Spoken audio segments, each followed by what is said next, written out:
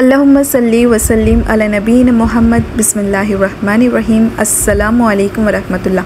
কি অবস্থা সবার? আই হোপস আপনারা সবাই ভালো আছেন। আলহামদুলিল্লাহ আমি আমার ফ্যামিলি সবাই ভালো আছি। আচ্ছা, আজকে আমি কোকুলা নুডলসের ব্লগটা নিয়ে আপনাদের মাঝে হাজির হয়েছি। এই কোকুলা নুডলসের রেসিপিটা আমি 2 দিন আগেই করে নিয়েছিলাম, বাট আমি টাইম করতে পারিনি ব্লগটা আপনাদের সাথে শেয়ার করার জন্য। আজকে আমি টাইম করেই নিয়েছি কোনো মতে, আর আমি আপনাদের সাথে এই ব্লগটা শেয়ার করে নিচ্ছি। কোকুলা নুডলস আমি আগে একদমই বানাতে পারতাম না।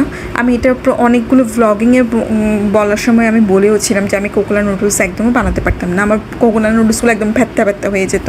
এরপর আমি অনেকবার ভুল করবার পর এরপর আমি সাকসেস হয়েছি এই চিন্তা করে যে কোকুলা নুডলস মাত্র 1 মিনিটের চেয়েও বেশি সিদ্ধ না দিয়ে চুলা থেকে নামিয়ে ফেললে সাথে সাথে এরপর কোকুলা নুডলসটা একদম পারফেক্টভাবে রান্না হবে, ঝরঝরা হবে। আগে তো একদম ভর্তা বানিয়ে ফেলতাম, কিন্তু এখন মাশাআল্লাহ আমার হাতে কোকুলা নুডলসটা চাউমিনের মতো হয়। আচ্ছা, কোকুলা নুডলস বলেন, ম্যাগি নুডলস বলেন, যেটাই বলেন, আমি কিন্তু খুব সুন্দর মশলা দিয়ে তারপর রান্না করে খাই, একদম গ্রেভিনেস করে। আমার একদম সাদা মাটা নুডলস খেতে মোটেও ভালো লাগে না, কেমন যেন একটা আটার ময়দার একটা গন্ধ ফ্লেভার থেকে যায়।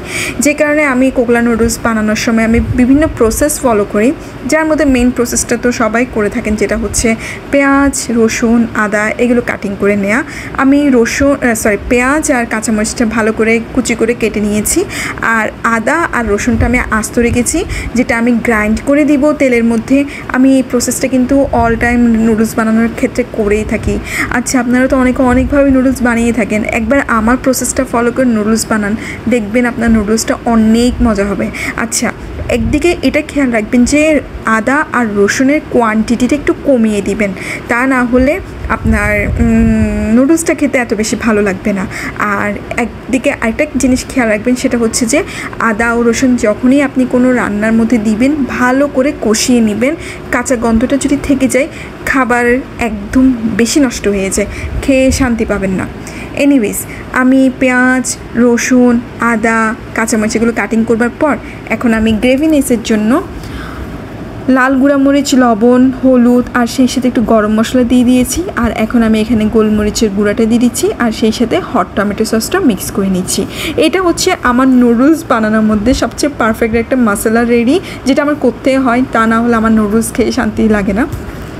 এরপর আমি এখানে সয়া সসটা দিয়ে দিয়েছি, সেই সাথে চিনিটা মিক্স করে নিচ্ছি, আর পরিমাণ মতো লবণটা তো আমি প্রথমেই দিয়েছি, দেখতেই পেয়েছেন। আর এটা আমি ভালো করে নেড়ে চেড়ে এখন একটা মিক্সিং করে নিচ্ছি। এরপর এটা যখন আমি নুডলস বানানোর সময় রেডি করব, আপনারা দেখে তো অবাক হয়ে যাবেন কি সুন্দর একটা কালার আসবে নুডলসে, একদম রেস্টুরেন্ট স্টাইলের। এইভাবে করে আপনি অবশ্যই একবার নুডলস বানিয়ে দেখবেন, ঘরের মধ্যে দেখবেন সবাই অনেক লাইক করবে, বাচ্চা কাচ্চা থেকে শুরু করে বড়রা সবাই আপনার বানানো নুডলসটা খুব বেশি পছন্দ করবে। আর কোকুলা নুডলস বলেন, ম্যাগি নুডলস বলেন, সেম প্রসেস ফলো করলে আপনি চাউমিন রেসিপিটাকেও হার মানিয়ে দিতে পারবেন। আচ্ছা, এখন আমার কড়াইয়ের মধ্যে তেলটা গরম হয়ে গিয়েছে, যে কারণে আমি এখানে 2টা ডিম নিয়েছি। আর এই 2টা ডিমকে প্রথমে আমি কীভাবে ফেটিয়ে নিয়েছি সেটা তো আপনারা দেখতেই পাচ্ছেন।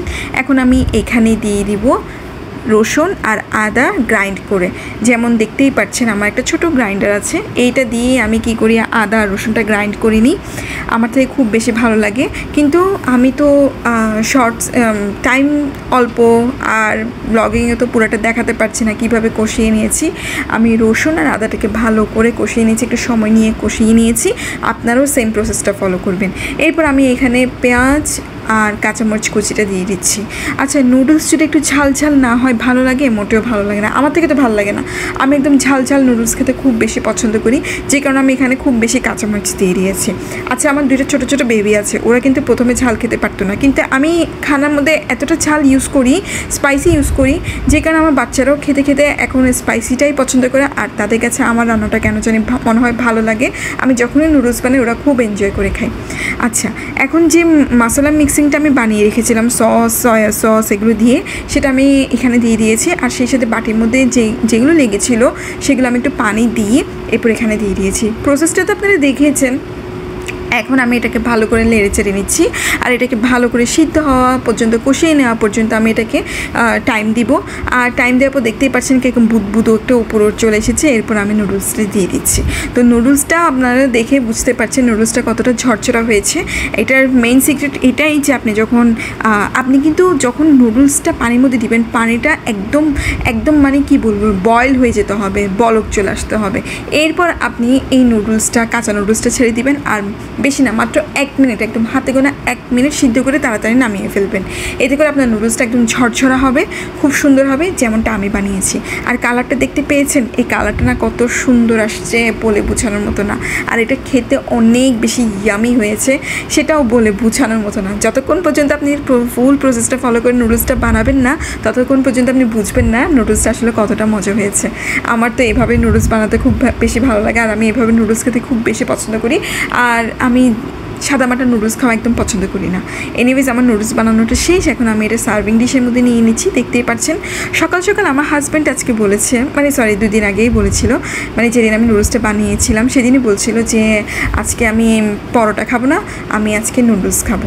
যে কারণে আমি এই নুডলসটা সুন্দর করে বানিয়ে নিয়েছি।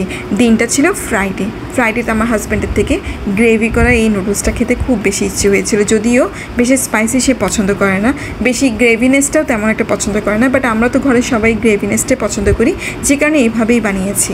আচ্ছা, আজকের মতো ব্লগ এতটুকুই। আই হোপস আপনাদের কাছে ভালো লেগেছে। টাটা, আল্লাহ হাফেজ।